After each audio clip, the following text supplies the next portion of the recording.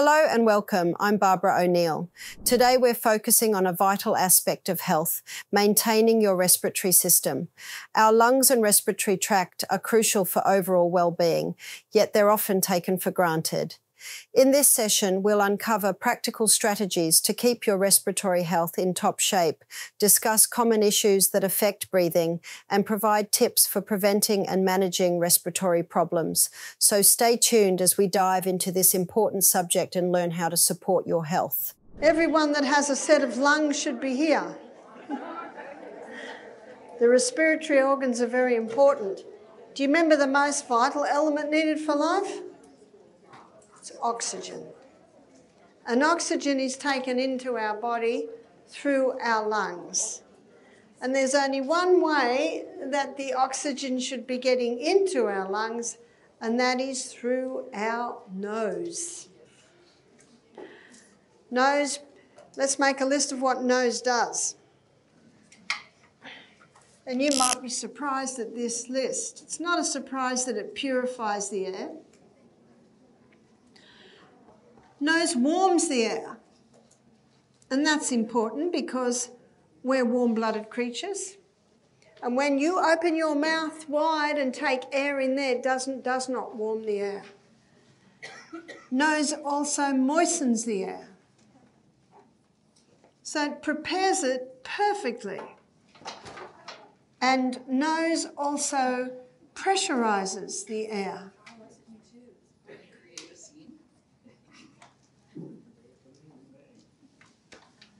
I think that should be a Z. It also balances blood gases.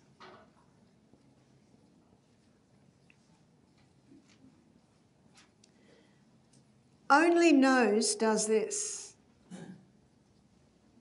Mouth does not do that. And many people's respiratory organs are suffering because bad air is going into their lungs. And this is not the odd time it happens or the odd time it does. It's just day after day, after week, after week, after month, after year, after year, after year. And so then the question arises, well, why do people breathe through their mouth? Because their noses are blocked up. Did you know that 90% of people, it is estimated, have a deviated septum? And the deviated septum is a little bit of crookedness in the nose. And one of the reasons that this happens is mouth breathing. Because when you breathe predominantly through your mouth, the little canals at the back of your nose close up. And if someone wanted to have the back of their nostrils cleared out, can you imagine how painful that operation is? And sometimes if it doesn't work and they go in again to drill out the back, they can drill too much and that person will be left with an empty nose for the rest of their life, which is incredibly painful. But you know, there is no need to have any operations on your sinus, on your nose. No, no, no. Very painful, and there's no need. Because believe it or not, one of the easiest ways to clear the nose is to close your mouth and not breathe through your mouth and force your body to breathe through your noses. And then little by little by little, those little canals at the back of your nose, they start to widen. You know the old saying, if you don't use it, you will lose it? It's absolutely so for those little canals at the back of the nose. And when you realise what nose does, you can see it's imperative that we breathe through our noses. And then someone might say, but I'm all blocked up. Why? Possibly because of breathing in chemicals. Breathing in chemicals can irritate the mucous membranes.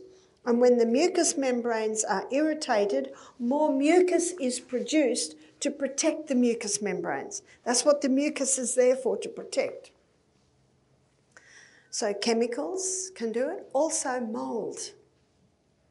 breathing in mold, mold is toxic. The body sees the mold as an enemy. So when you breathe in mold, again, that can cause excess mucus, which tends to block the airways. And so the easiest thing for the person is just to breathe through the mouth. Food plays a crucial role in the health of our respiratory system. What we eat can significantly influence our lung function, either supporting and enhancing our breathing or contributing to respiratory issues. A balanced diet rich in essential nutrients can promote lung health, while poor dietary choices can exacerbate respiratory problems. Understanding the impact of food on our respiratory system is essential for maintaining overall wellness. But there are certain foods that are classified as mucus-forming foods. So the 5 most common allergens, and we've looked at these a few times, is dairy. Professor Walter Weiss has a great series on health, and one of his presentations is called Utterly Amazing. And it shows how many people have allergy to dairy. The only people that really can handle dairy or cow's milk is when it's in their heritage. Maybe your 5th generation dairy farmers. So it's in your genes, the enzymes are in your gut. But you know, cow's milk is excellent milk for baby calves. And milk, God created mammals to produce milk to feed their babies. So when people say, "What milk do you drink, Barbara?" I say, "I'm weaned, I eat food." Because milk is for babies. And traditionally, in a lot of dairy farming countries, the cow's milk, a lot of it was made into yogurt. A lot of it was made into fresh cheeses. And when the cow's milk is made into yogurt and made into the fresh cheeses, it actually breaks down, the culturing process breaks down those big curds and does make it a little bit easier for the gut to digest. It is estimated in Australia, I was reading the figures, that 60% of Australians have an allergy to milk. And yet far more than 60% of Australians would drink milk. But if the milk was raw from an organic cow, the allergy would be brought down to probably about 30%. If you were to give a newborn calf the cow's milk that's in the supermarket, that calf would die. Because it has no vitamin C in it, the whole structure has been changed. Pasteurisation of milk only was really necessary because of dirty dairies. If the dairy's clean, if the milk, everything around it is clean, there's no need to pasteurise it. But when you bring it to the boil and pasteurisers, it changes the milk, it kills the vitamin C in the milk. So dairy is a very mucus-forming food, and also the hybridised wheat. The wheat was hybridised in the 1950s, and the hybridisation of the wheat created a very complex protein structure. And that protein structure is so complex that the body creates antibodies because it's very difficult for the gut to break down this very complicated protein structure. You see, the original wheat, Enkenhorn, it had a very fragile protein structure, very easy to break down. And wheat traditionally was always cultured, always made in the sourdough bread. Let's have a look at the best history book we've got, which is the Bible.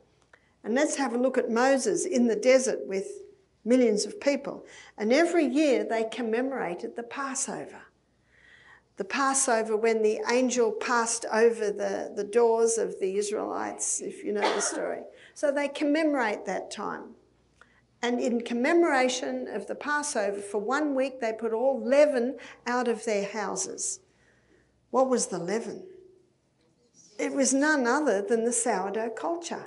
You see, yeast was not produced really until the Industrial Revolution. So before the Industrial Revolution, all bread was made with the sourdough method. I've just come from Germany. There's, in fact, the best bread I've ever tasted is German bread. You can get it anywhere. Very nice, and it's mostly, there are some that do the yeast, but it's mostly made with the sourdough method. And the sourdough or the cultured bread breaks down the protein or the gluten in the grain. So when you eat sourdough bread, you're eating pre-digested grain because the culturing process has broken down that protein structure. The hybridized wheat used in many modern foods has a very complex structure. When this wheat is processed into products like sourdough, its structure becomes even more complex. This increased complexity can sometimes lead to digestive and respiratory issues, as the body may struggle to break down and process these modern food structures. Oats are a food that are very high in something called lectins. You've heard of lectins? So let me give you a quick explanation of lectins. Lectins are found in unripe fruit. And when the fruit ripens, there's no more lectins. So it's almost as if God put it there to deter us from eating the unripe fruit. Now let's say that someone eats fruit that's not quite ripe. If they've got good gut flora, that disarms the lectins, so it doesn't even get into the blood. Remember, though, that gut flora plays a protective role. If the lectins do get into the blood, they cause inflammation. Traditionally, oats, well, the Scottish have always eaten a lot of oats. Oats were soaked all day and slowly cooked all night, and that disarms the lectins. Legumes are high in lectins, but if you soak them and rinse them well and pressure cook them or slow cook them, that disarms the lectins. Tomatoes, you call it bell pepper, and eggplant or aubergine, high in lectins, but traditionally the Europeans always de-seeded and skinned the tomatoes and the bell pepper, and that takes the lectins away. So again, getting back to the traditional way of cooking foods disarms the lectins. And because most people don't cook their oats enough, most people, maybe even quick oats, they said, quick oats can be cooked in 10 minutes. Well, actually they're not. The starch structure has not been broken down in 10 minutes. And so that creates also lectins, which is high inflammation. Peanuts are commonly contaminated with mould, and also refined sugar. Refined sugar just feeds the microbes. And so these are what we call the 5 allergen foods. And that can cause a lot of excess mucus to be in the respiratory, especially around the nasal. And so the result of that is that the person now breathes through their mouth. So when someone is a mouth breather, then you investigate why. And when a person is a mouth breather, often because of exposure to chemicals or moles or the allergen foods, and sometimes all of that, then the air is not being purified, and it's not being pressurised, and it's not balancing blood gases, and this is a big contributing factor to lung problems, to asthma. If you're dealing with respiratory distress, there are several effective treatments you can consider. Medications like bronchodilators and corticosteroids can help reduce inflammation and open up the airways. Enemas, along with hot and cold treatments, can also offer complementary relief for asthma management by addressing different aspects of the condition. They may help reduce systemic inflammation and promote detoxification, which can indirectly benefit respiratory health.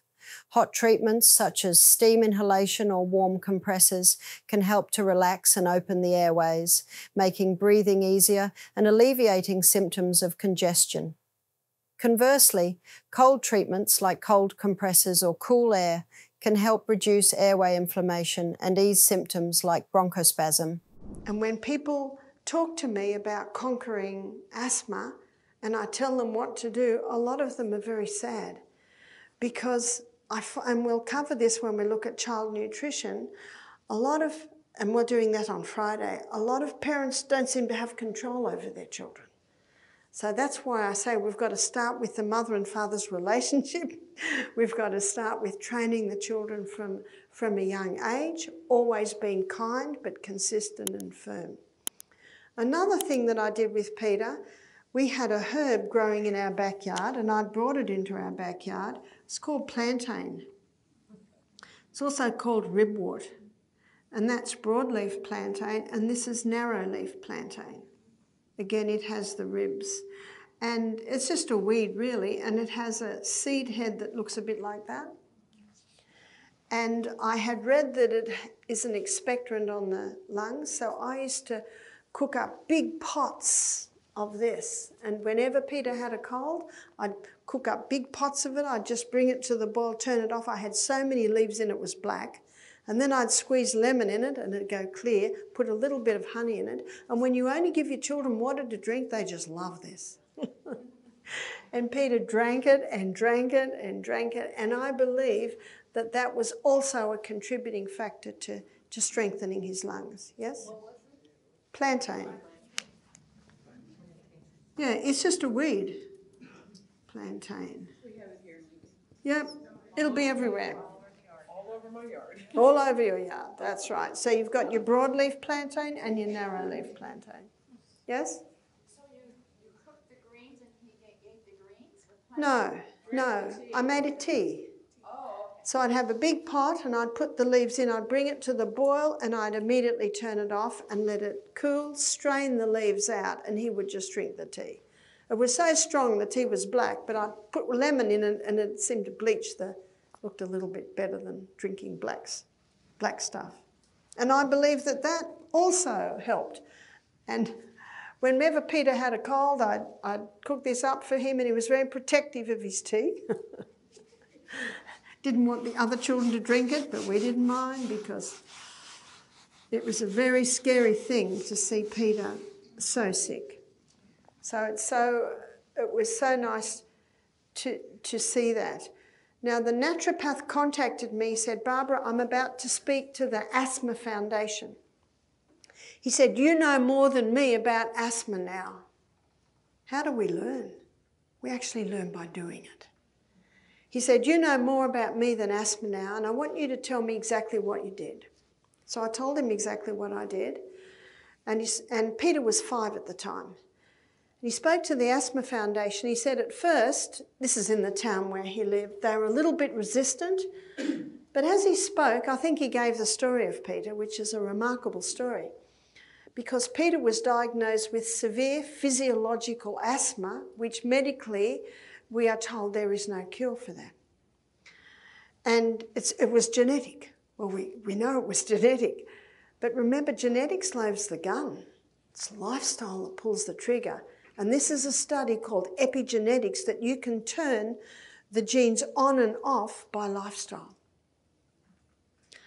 The next day, the naturopath rang me. He said they were very receptive. And he said, after the talk, a lady came up to me and she was describing her son. And he said to me, it's as if she was describing Peter. He said, this little boy was 7. He was on steroid drugs for the asthma. He had severe constipation from the drugs. He was on a glycerin enema every day, and he'd been given 2 weeks to live. And then he said to me, and look at Peter. I got off the phone and had a moment's silence, and I just said, thank you, Father in heaven. But it took work. And in the little book, Ministry of Healing, it's one of my favourite health books, the author says, the use of natural remedies requires an amount of care and effort that many are not prepared to give. But in the end, it will be found that nature, untrammelled, does her work wisely and well. You see, Peter didn't get better straight away. But 24 hours to 5 hours, I was excited, but that 5 hours was still tough.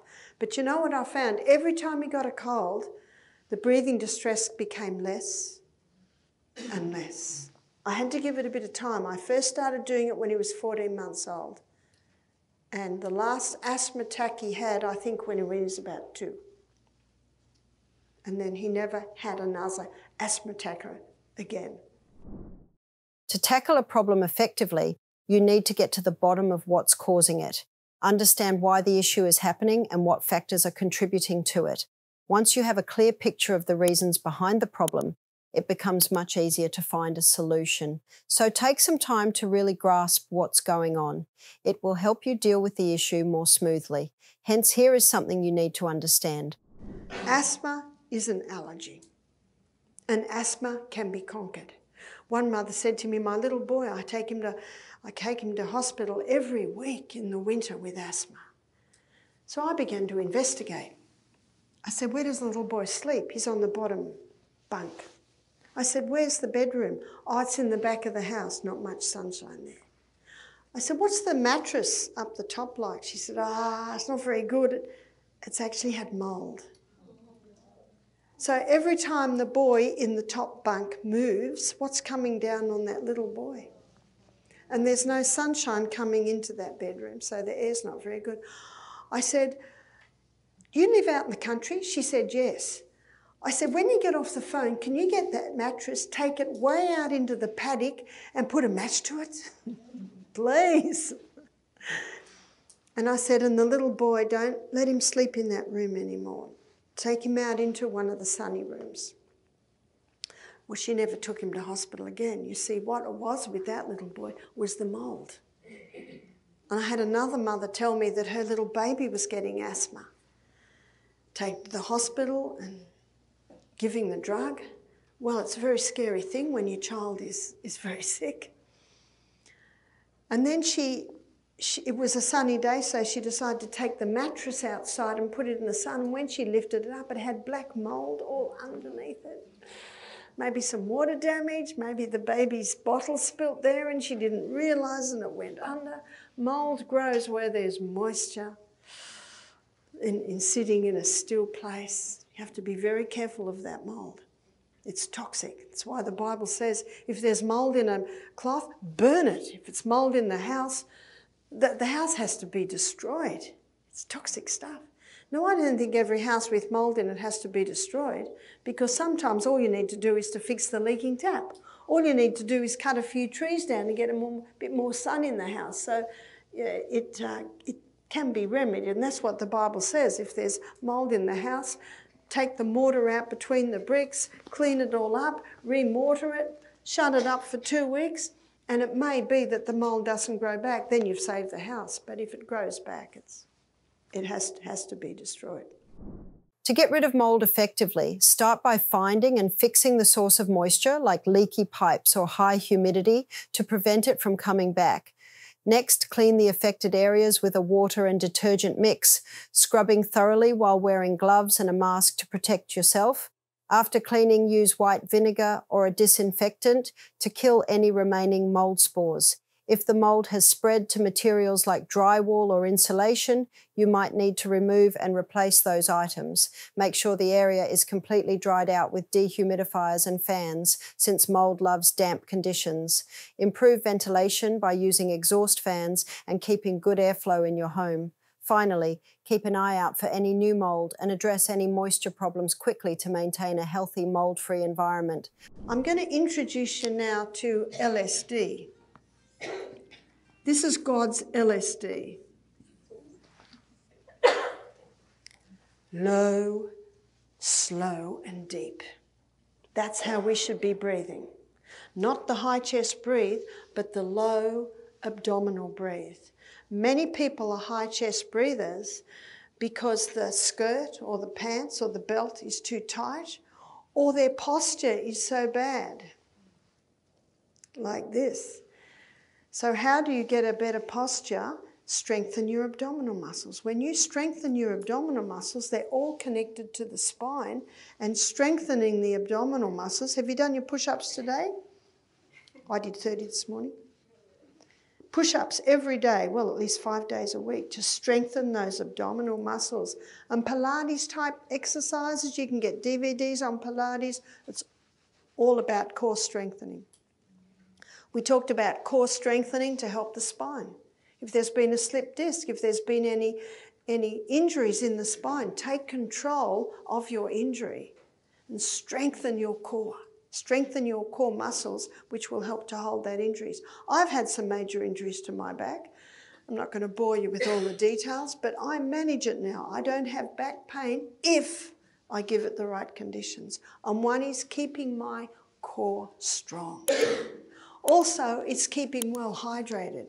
Also, it's going to bed earlier. Also, it's thanking God every day for this body that I live in and its inbuilt ability to heal itself. Sunshine every day so that you've got vitamin D, so that your bones get those minerals, so you've got strong bones. Inhale through the nose. A bit of training there. Did you try exercising this morning and only breathe through your nose? Not easy. Some people say, breathe in through your nose, breathe out through your mouth. No, no, no. When you breathe out through your mouth, you lose too much carbon dioxide. Too much carbon dioxide in the blood is not good. That's hypoxia. Not enough carbon dioxide in the blood will prevent your oxygen getting into the cell. See, we have 25 trillion red blood cells. We have 270 million hemoglobin on the red blood cell, and every hemoglobin has 4 docking sites for oxygen. And so at the gaseous exchange in the lungs, when the blood comes through with 4 molecules of carbon dioxide, it can pick up 4 molecules of oxygen. But when a person's breathing through their mouth, losing too much carbon dioxide, then only 2 molecules of oxygen come along. So these 4 molecules of oxygen, only 2 can be picked up. So breathing through the nose allows the body to balance the blood gases. What are the blood gases? The blood gases are oxygen. Breathing in and out through the mouth, the person can have too much oxygen in the blood, but it can't get into the cell. And it's in the cell that we need it. Because when your cell has oxygen, it'll give you 18 times more energy compared to a cell with no oxygen. And there are cells not getting enough oxygen because the people are breathing in and out through their mouth. The other blood gas that's essential is carbon dioxide. Carbon dioxide is the gaseous waste from the combustion of oxygen and glucose at the cellular level. Again, you can have too much carbon dioxide and you can have not enough carbon dioxide. There's another blood gas, and that's nitric oxide. And nitric oxide is produced in the sinus, and nitric oxide is only produced when we nose breathe. When people mouth breathe, they're not producing the nitric oxide. Nitric oxide is antibacterial, it's antifungal, it's antimicrobial. So when we breathe in and out through our nose, it allows the blood gases to be balanced. Carbon dioxide, CO2, and nitric oxide, NO, help open blood vessels, which improves blood flow and delivers more oxygen, nutrients, and white blood cells, while also removing waste more efficiently. CO2 also helps open up the airways, making it easier to breathe, much like Ventolin does, but without reducing lung capacity. This makes CO2 a useful option for managing airway constriction. Do you know when you high breathe, you stimulate your sympathetic nervous system, and your sympathetic nervous system is your fight and flight nervous system. That's breathing shallow, mouth, high here. But when you breathe low, slow and deep, you stimulate your parasympathetic nervous system. Your parasympathetic nervous system is your calming, peaceful nervous system. And he just saw a total change in this man when he got him to nose breathe, hold his breath just briefly, and breathe low, slow and deep. Here is the method. 5 seconds in, hold for 3 seconds, 5 seconds out. In fact, if someone's stressed out, just get them to do that 10 times. And it stimulates their parasympathetic nervous system. Remember what your parasympathetic nervous system peace. Think of para, peace. Your sympathetic nervous system, fight and flight, up here. How many people having panic attacks do that? You know, the first thing you do when someone's having a panic attack, tell them to close their mouth nicely. And breathe low, slow and deep. And it will calm the body. And they'll be starting to get more oxygen. And when your cells have more oxygen, they're going to get 18 times more energy compared to a cell that's not getting enough oxygen because it's high, shallow breathing, losing too much carbon dioxide. The blood can't pick up the oxygen. The cell can't get the oxygen. Can you see it gets in a vicious cycle? And so Professor Buteyko became quite famous with his theory. And you can go to hospitals. Many hospitals today have Buteyko method of breathing. I think it's called BMB, Buteyko method of breathing, of teaching people how to sleep, how to breathe low, slow and deep. But it's in an asthma attack that they breathe lightly, not losing their carbon dioxide, holding their breath, raising their carbon dioxide levels, and those carbon dioxide levels, as they raise, they have a bronchodilator effect. And this is how my sister Yvonne finally got off the last of her Ventolin by learning the Buteyko method of breathing. Or what we do today is we just Google, isn't that right? Buteyko, Buteyko. That's how you spell his name, the Buteyko method of breathing. And I think on the internet now you can just get classes of how to do the Buteyko method of breathing, which is a specific method of breathing that someone would use when they're having an asthma attack.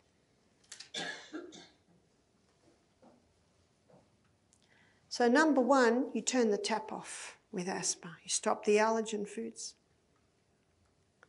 Number two, when the person has an asthma attack, then you do the simple natural treatments to get more oxygen in, more carbon dioxide that has that bronchodilator effect, breathing through the nose, more carbon dioxide, more nitric oxide, which dilates the blood vessels,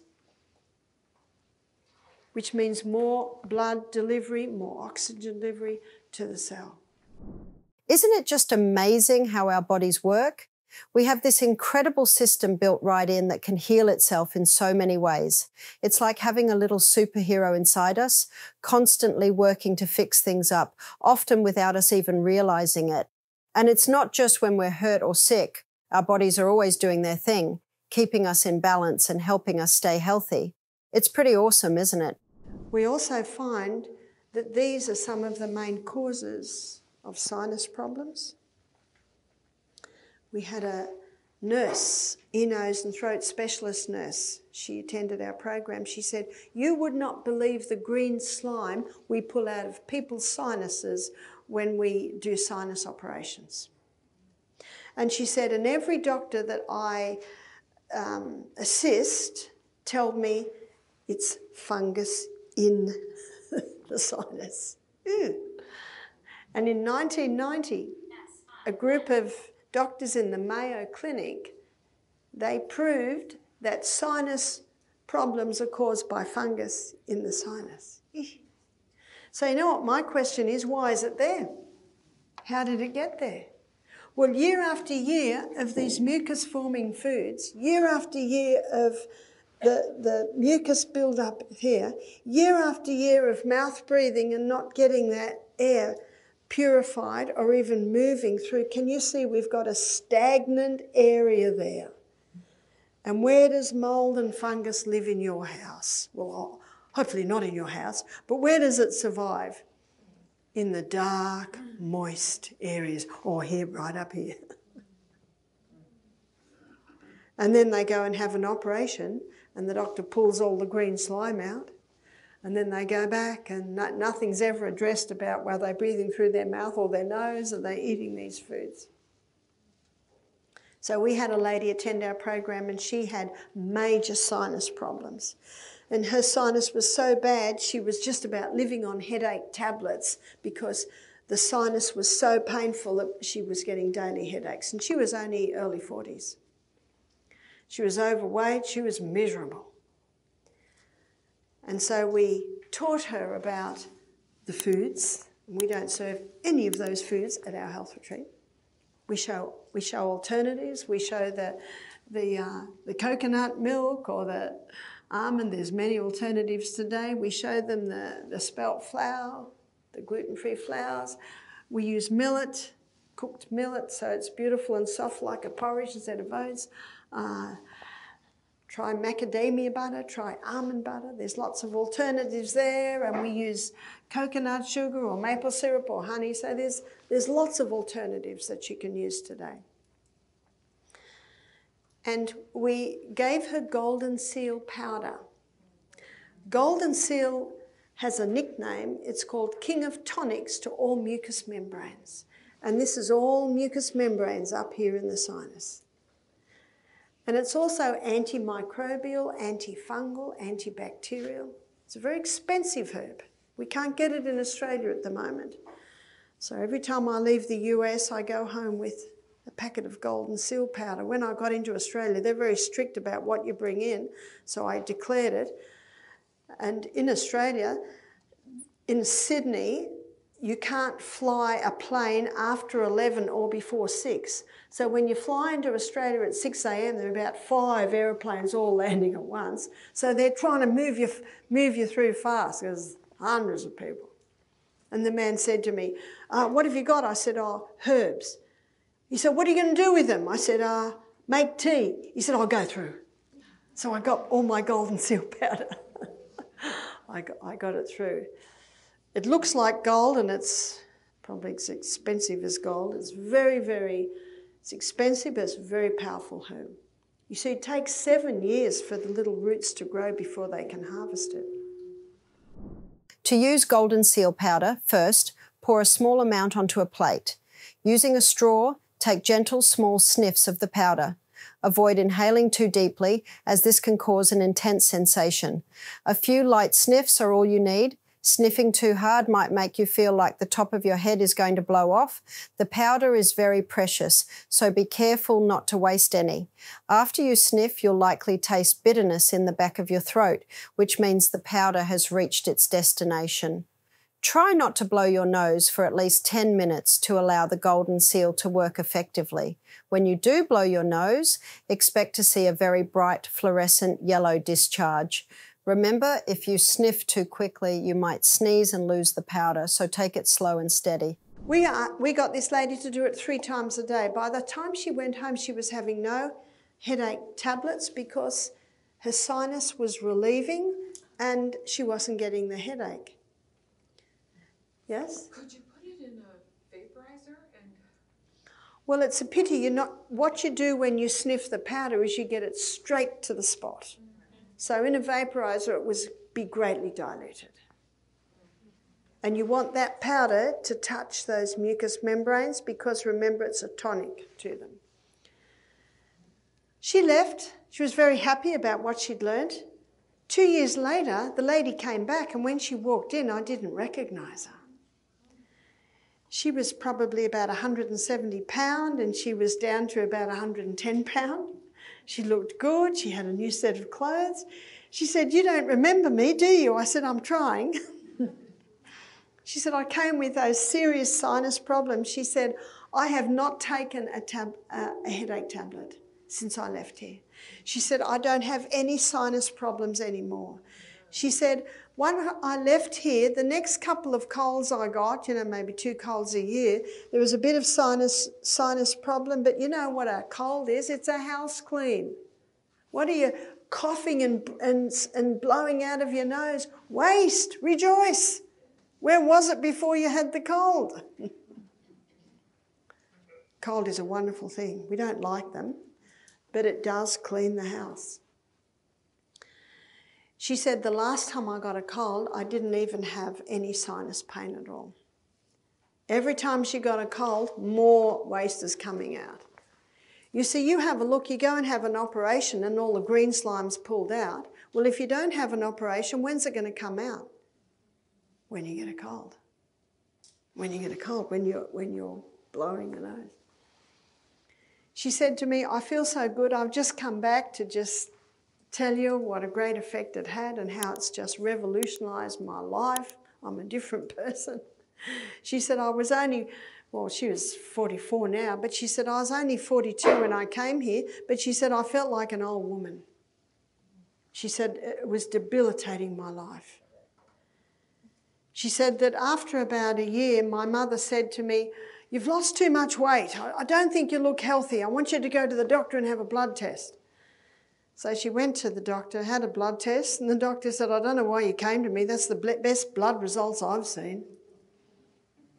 What had she done? She'd implemented those basic laws of health. She used to love cheese on toast. She used to love her croissant. She said, they have no attraction for me now, because she said, I just feel so good. And she said, and I've also learnt delicious desserts and delicious food that you can eat that is not going to harm your body. So it's lovely to see people's lives turn so completely around by implementing these simple lifestyle changes. Thank you for joining me today as we delved into maintaining your respiratory health. Our lungs and respiratory system are crucial, and taking care of them is essential for overall well-being. We've covered practical tips on diet, environment, and treatments to keep your breathing in top shape. By incorporating these strategies into your daily routine, you can support your respiratory health and enjoy better breathing. If you have any questions or need further information, don't hesitate to reach out. Wishing you a breath of fresh air and a healthy future ahead.